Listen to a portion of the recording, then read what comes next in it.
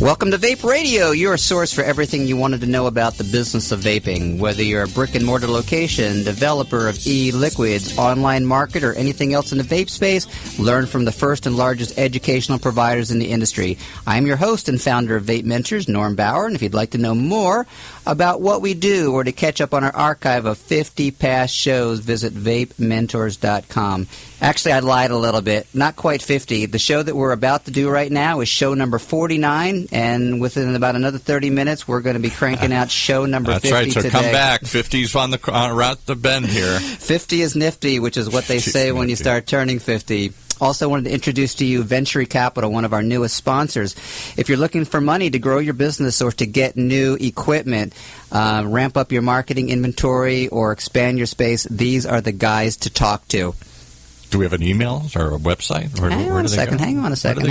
I lost my space. I'm trying to write it down right now here. For as long as I've been in business, and especially in this business, I found that getting a loan was next to impossible. Banks are going to turn you down, and going to family and friends can be a little bit challenging. But Nick Bentley and Venturi have funded dozens of stores, both startups and for expansion. And if you have a shop now, you do not even need good credit. Nick and Venturi recently teamed up with Kevin Harrington, a name you might know as one of the sharks on one of my favorite TV shows. Yeah, I thought I heard Shark that. Tank. Yeah, right. They do something that few companies in the vape space do. They help fund startups as well as expansion. How fast can they move? Well, is 24 hours quick enough? What? That's right. Give them a call at 844-VENTURY. That's Century with a V. That's 844-836-8879. Tell them you heard about it through Vape Radio, and you're going to get a special report on vape shops owners that are doing it right in this growing industry. Once again, that's 844-836-8897. Well, if you're just joining us, as I said, this is show number 49. Not 50. Not 50. All right. No, we're going to have 50 in about another 20 minutes or so. But I have a pretty interesting interview coming up. I love going to events because it puts me in front of people that are, I call movers and shakers, and sometimes they're the average people who are really doing significant things. Sometimes they're people who are in the e-liquid market. Sometimes they're people in the hardware market. There's, advocacy groups. We've interviewed them all, and if you ever want to know what our archives look like, just go to VapeMentors.com and look for the tab up there that says radio, and you'll hear some of our past shows. But what I did is I ran into Mistic E-Cigs, and that's Mistic with an I, not with a Y. And you might be familiar with their name. They are very, very significant players in the e-cig space, and we understand that there's a distinction between the e-cigs and the vaping space. In the e-cig space, we have Logic, we have Mistic, we have Enjoy, and we have Views, and they probably command 80 to 90% of the market. But Mistic is a very, very major player, and they also have their own line of liquids called Hoss. And for those of you who are on YouTube, I'm going to hold up a carton of it here. So here's why I mention it. So when I was out there, they are doing some things that are very significant. Again, I don't like rules. I don't like people who follow the rules too closely. I like people who are radicals and rebels and kind of do things differently, which is why I've been such an advocate and fan of Enjoy. Well, Mistic has kind of followed a lot of that same pattern. So what they did is that they started off as an e-cig manufacturer, and then they decided that they were going to develop their own line of e-liquids called Hoss, spelled a little differently. It's H-A-U-S. And you're going to find out in just a few moments during the course of the interview. House in German, Well, that's not why they call it that. Oh, okay. And you who are curious, you of idle minds there, you're going to find out why they call it Hoss in just a moment. And here's what's interesting, is that they are really out to make a significant inroad into the vaping industry. They were kind of teasing me, and so I'm going to tease you that they got some new products coming up in April that they're going to be rolling into vape shops. And they also have this interesting little product I'm holding in my hand called the Bridge. Now, for those of you out there who are not quite technicians but don't mind fiddling a little bit, this is a refillable e-cig starter kit. And they call it a bridge for a very significant reason, because what it does, it allows you to bridge the difference between a regular contained e-cig and a regular open vapor mod or pen. And so this is one of the really landmark products. And so again, I'm holding it up on the camera, so for those of you who are on YouTube, you are going to be able to see it. And when we're done this interview, I'm going to tell you, one of you lucky folks out there, how you can win these products that I hold in my very hand, just like Vanna White. So, Paul, go ahead and crank up that interview, and let's hear what John Wiesehan has to say. Welcome back to Vape Radio. This is Norm Bauer, the voice of vaping. I'm here in Las Vegas on a very nice January day at the TPC conference.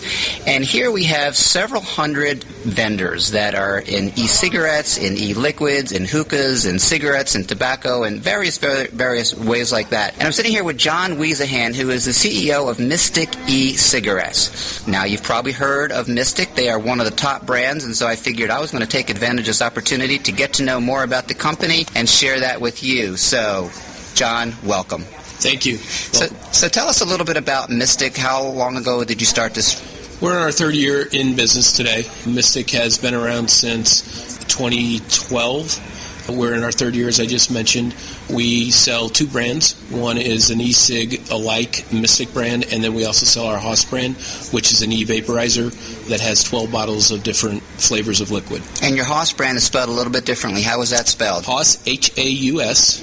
Haus is, for those that are my age, will remember the show Bonanza, and the biggest guy there his name was Haus. And so Haus is bigger than an E-Cig, and that's why the name was developed to call Haus. Very nice. So you started with a regular cig-alike product, and then you ventured into the e-liquid space? We did venture into the e-liquid space. We saw the market shift, and from a business perspective, in an emerging category like this, you've really got to watch what's going on in the market and what the consumers are looking for. We started with a cig-alike. We still do very well with our Mistic brand. We're very proud of it. It's sold in 70,000 retail locations around the United States. But we did see that the consumers wanted some different choices in terms of how they get their vapor and what flavors they had outside of just menthol or tobacco. So we developed 10 other flavors around menthol and tobacco. There's grape, berry, and you can look on our website and see the different types of flavors. But it became a very personal choice for the consumer. We recognized that, and we developed our personal vaporizer called Haus, and then give them 12 choices of flavors. So let's talk about the e-cig market, John. It seems like it's had a little bit of a volatile ride, and the stickiness rate of e-cigs has not necessarily been as great as it should be from analog cigarettes. What are your thoughts on that? I think it's still a consumer awareness. If you look at the consumers today, there's 45 million smokers in the United States today. Of those 45 million, still only about 3% vape. So I think the consumer awareness is such a young industry. We still have to do our job to make the product more aware to the consumer so that they can start to understand the benefits it could potentially give them in terms of potential harm reduction. I'm not saying it is. We're still testing our product as the industry is, but the potential is there. Absolutely. So we talked before about the different channels that you distribute the Mistic line through, and we were talking about, what exactly is a vape shop? And of course, you've got the brick and mortar, and you've got the convenience stores, and you've got the big box stores, and what have you. Where is Mistic especially strong, John? Mistic is, as I said, in over 70,000 locations. We're the number one brand in Nielsen track channels for grocery, mass, everything but a convenience store. We surpassed our competitor last October to become in volume in terms of units the number one brand in those channels of distribution.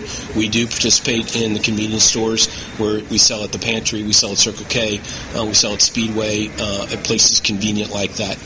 But there is a very good community distribution channel around pure vape shops, and so we're starting to take a very hard look at how we can participate in that space. Okay, that's great. So you develop your lines of e-liquids to give the consumer more choices, more options out there, as opposed to just having the standard cig-alike products? Absolutely. I mean, it's all about personalization for the vapor. The person that understands vaping, they usually start at a cig-alike to understand what it is, and then they start to do their own investigation online. They go to vape shops, they go to the channels that we distribute to, and they look at how they can make it more personal for them. Okay, so where do you see the future of e-cigarettes? They're never going to go away, but do you just see more and more people entering the space, or do you see more and more e-cigarette users venturing into the liquid market? I think you got to look at it in two buckets. One is there's the national brands, and I don't know how many. I mean, space is gone at national retail. Yes. So if you're not here, you're not getting in our opinion. We're a leader. We're one of the top three brands, certainly in the United States, so we're going to hold our space there. I do believe, though, that there is a whole new channel of vape shops, and we're looking and expanding into that with a new line of very high-end liquid. It'll come out in the spring of this year. I'm not going to talk about the brand or the flavors yet, but I will tell you that it will be distinct. We're looking at an all-natural extract from the Amazon rainforest area. that we'll introduce sometime in the April timeframe. That's awesome. Sounds very exotic. It's very exotic. Yeah, I can't wait to go down to Brazil. All right, so let's focus on your Haas e-liquid. So you've got a dozen flavors right now. There's 12 flavors. 12 flavors, and so let's talk about those. Are they, how did you come up with the 12 flavors, and are there any particular flavors that really rise above and beyond as far as popularity? What's really funny is not one shines. They all pretty much do what we expected them to do.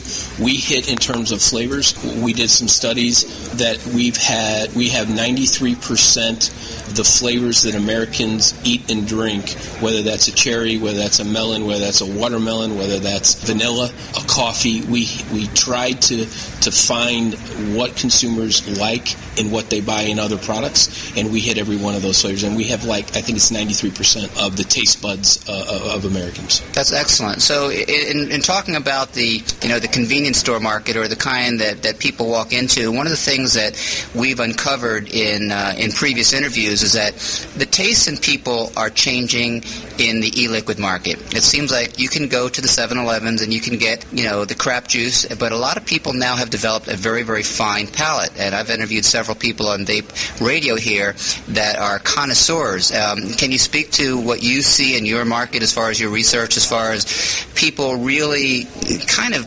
looking for and recognizing the difference in quality of juices out there? There is a difference in quality. One of the things that we have to be very I'll call disciplined in as industry leaders is we mix our juices in the facilities that we believe FDA are going to mandate. I get very nervous when I see vape shops mixing their own liquid, and they're not in clean rooms, and they're not up to the production standards and manufacturing standards that need to be.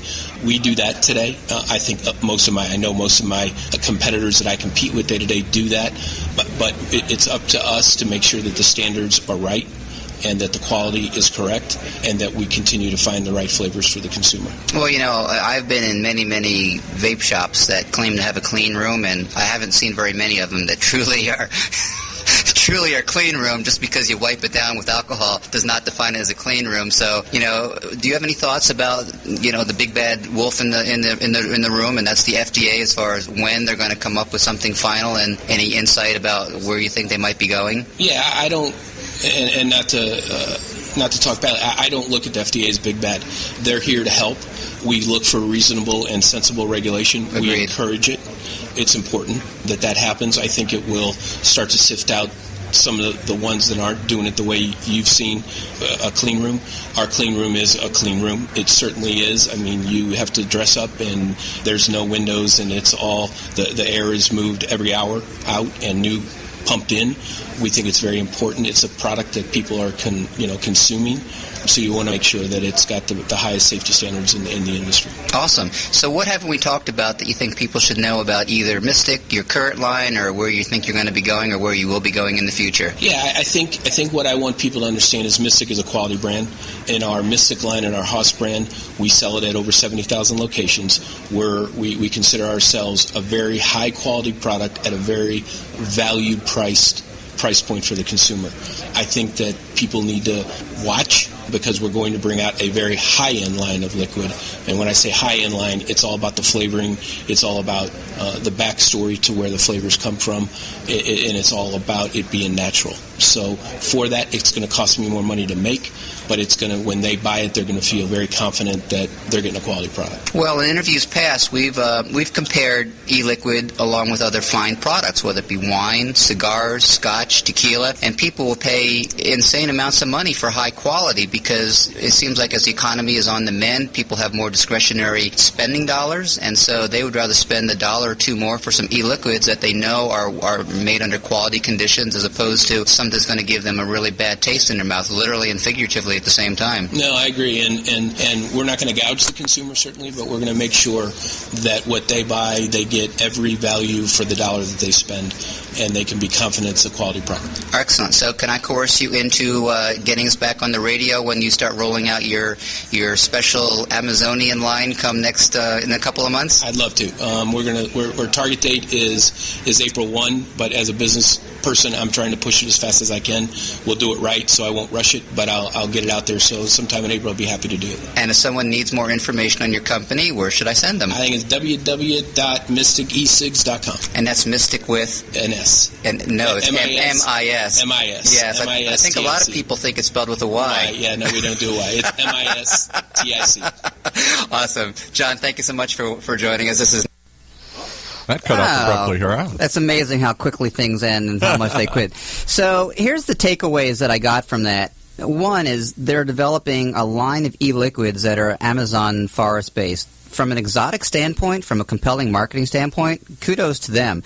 They've developed a line of 12 house brands. And again, I'm holding up 6 of them right here on my camera, and what I'm going to do is I'm going to offer you guys a chance to win it, because what we need you to do is that we need you to give us a rating of Vape Radio. So we need you to go to either YouTube's or Stitcher or one of the places that you're going to, and we need you to give us a rating. And we want you to be honest. We're going to love you whether you give us a good rating or whether it's not a good rating. But here's what you're going to do: we want you to go rate us on the sites, and then you need to send us an email to norm@vapementors.com, and the subject line needs to say, "What's up, Hoss?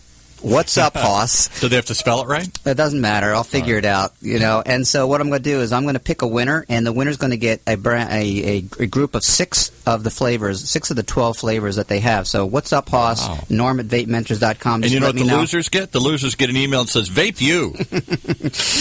So here's another thing that he kind of touched on. One is the FDA, who may or may not be the big bad wolf in the room, but it just so happens that our Vape You instructor in 2 weeks is going to be a gentleman who has been dealing with the FDA for a long time, and he says that there may be a decision coming down as early as June. So for those of you who are out there who... Say that again. This is February. We're doing this right now. Yes. Here. You're talking about in a couple months? Because this has been going on for a while now here. Yeah, but understand, it's not going to go into law right away. Okay. They're going to come out with their recommendation and their guidelines, and it's still going to take a while before it goes through the whole bureaucratic cycle. People might know what they're thinking, where they're going to come down on this. Ladies issue. and gentlemen, if you're out there listening right now, and if you have what you think is a clean room and it's not an ISO clean room, you better just start cleaning up your act right now, or plan on closing it down, because that's just not going to be acceptable, both from a regulatory standpoint and also from your customer standpoint. They're going to start asking questions that you aren't going to be able to answer. But I specifically want to talk about the changing technology in this vaping industry. So for those of you who are under the age of 40, which is probably a huge majority of you, you may not realize it, but the wonderful thing about history is that you can only really recognize it when it passes. So I look at the whole vaping industry as an industry very much in growth, very much in transition, and it's kind of like the computer industry was going back to 1980 and then through the 90s and the early 2000s. That's what we're experiencing in the e-liquid, in the vaping industry, because